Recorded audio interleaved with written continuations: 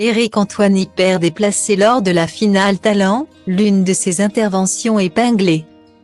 Après plusieurs semaines de compétition, la finale de la saison 17 de la France à un incroyable talent est survenue.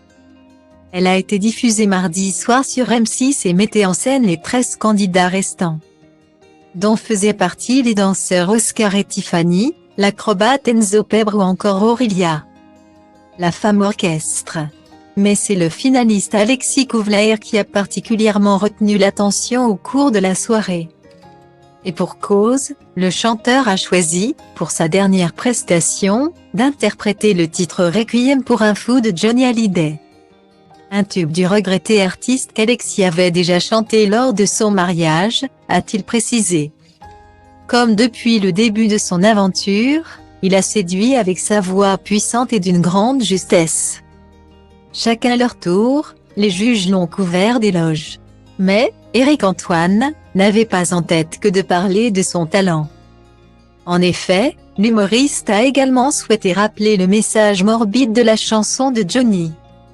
C'est fou parce que quand Johnny la chantait, c'est quand même l'histoire d'un féminicide cette chanson. C'est quand même l'histoire d'un type qui tue une femme par amour et ensuite qui se bute pour rester. C'est quand même ça la chanson, a-t-il souligné avant de rire nerveusement. Et pour lui d'ajouter une blague, donc est-ce qu'il y a un message vis-à-vis de ton épouse dans le choix de cette chanson? Style Diva place Holdé à 1 et à 1, 8 300 px, minimum et 250 px, at media screen end, minimum 8 990 px, div. À place Holdé à 1 et à 1, 8 620 px, minimum et 350 px, style. Pris de court par la question, Alexis Couvlaire a alors apporté une réponse étonnante. Pas du tout. Mais je pense qu'au-delà de la chanson, en fait, je pense que tout être humain peut par amour peut-être un jour malheureusement enfin voilà. Mais pas forcément. A-t-il tenté d'expliquer, rendant la situation d'autant plus gênante.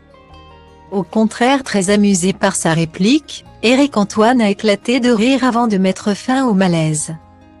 Ne partons pas dans cette direction. Guillemets.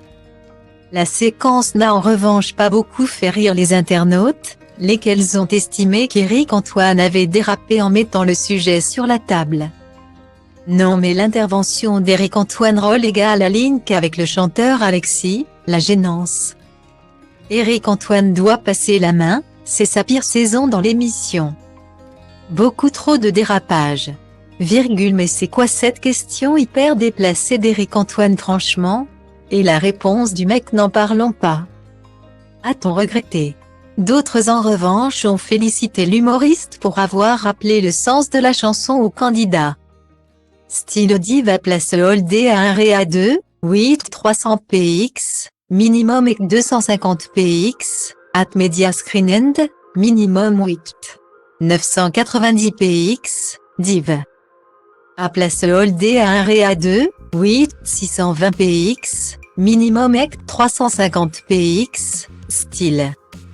À l'issue de cette finale de la France à un incroyable talent, c'est le jeune Ryan qui a été sacré vainqueur.